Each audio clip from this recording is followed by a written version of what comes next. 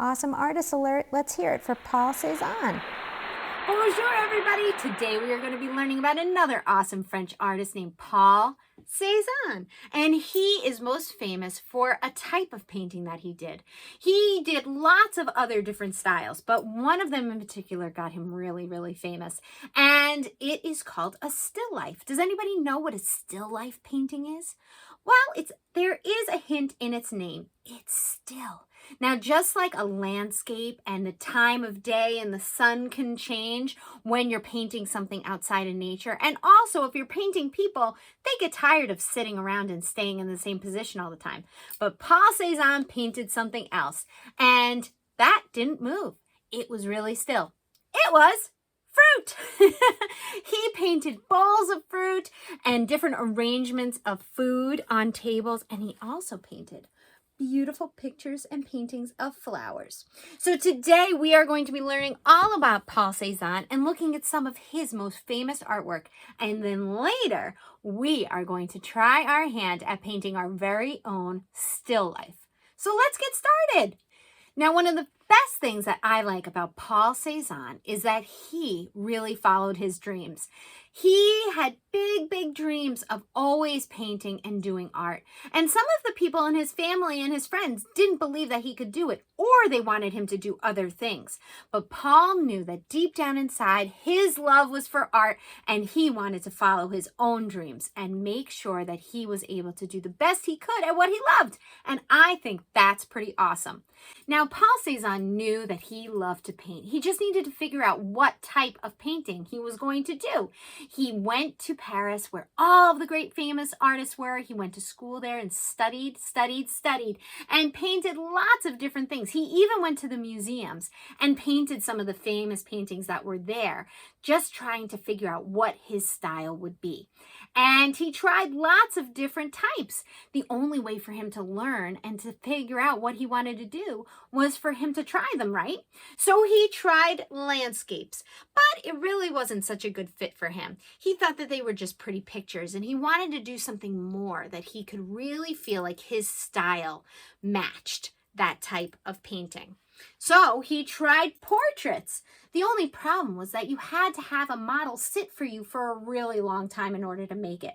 He did this painting of his art dealer, and it took him 115 times for his art dealer to sit for him in order to make this painting. And he got really frustrated at him whenever he would move.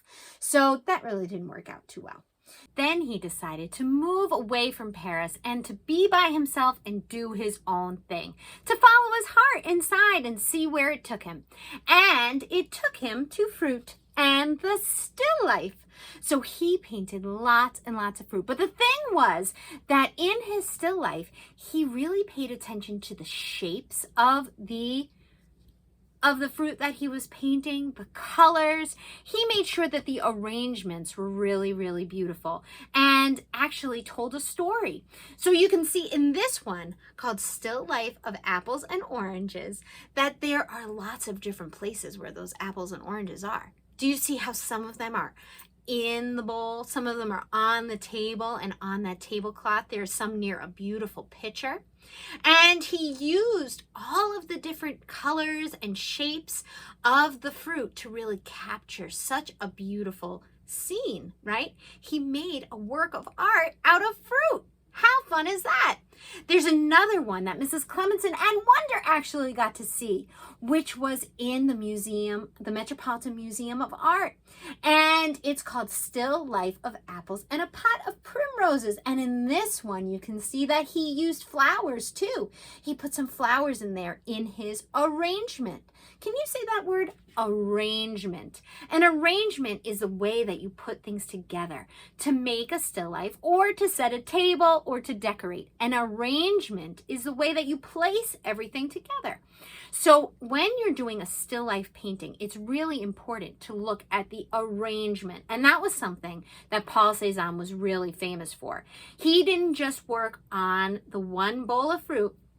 He took into consideration everything around it, from the table setting to the background. He painted it all, and it really made for such a beautiful arrangement.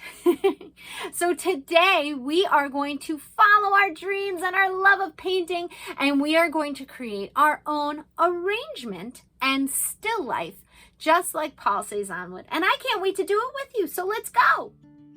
Hi, my little artistes. Let's grab our materials. We'll need that watercolor paper, our watercolors, some water, and then, of course, our arrangement. Now let's take a look at that arrangement really close. I see yellow banana and 2 oranges and an apple. Now I think we'll start with our banana. So make your brush dance on that yellow until your brush turns the color of the paint. And now let's figure out the shape of our banana. Our banana is like a really stretched out moon, isn't it? It looks like a crescent. So let's paint a stretched out moon shape in yellow in the middle of our paper. We don't want it to be too big or in a different spot because we need to fit all the other parts of our arrangement on our paper. So when you are ready, let's color that in. You can dip your brush in a little bit more water if you need to and fill in that whole banana. Do you see how it's nice and long and it's in the middle of my paper? Great job. Okay, rinse off your brush, give it a nice bath. And now, how about we do that apple? So let's make our paintbrush dance on that red. Dance, dance, dance, dance, dance, dance, dance until it gets nice and red. We want our colors to be super duper bright and vibrant. Okay, so let's make sure it's nice and red. And then I think our apple is the shape of a circle, don't you? So let's make our apple look just like it does in our arrangement. Now take a look at our arrangement and see where that apple is. This way it'll look just like the real thing. We're going to fill in our apple with paint. If you need to put some more paint on your brush, you can. And we're going to make it nice and round, just like that beautiful apple. Now I left a little bit of white left because I want to make the stem there. What color should I use for this stem? I think I'm going to use brown. So make that brush dance after you give it a bath. Make sure you give your brush a bath first. And then make it dance on the brown and fill in that stem. Oh, doesn't that look great? We're doing a good job so far. Cezanne would be proud. Now let's give our brush another bath and get our orange. Dance, dance, dance, dance, dance.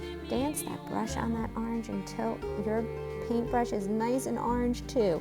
And we're gonna make those little clementines.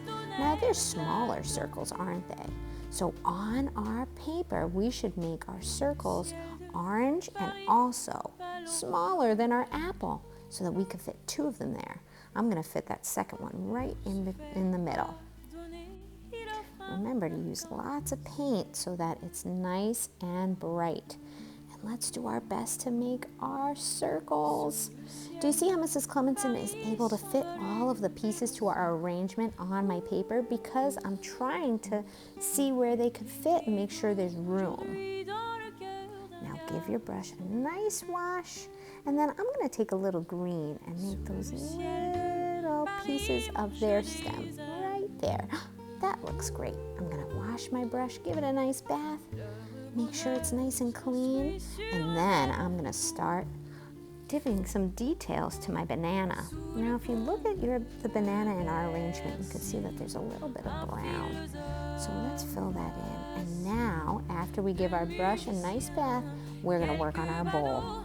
Now our bowl, you can see most of it at the bottom, right?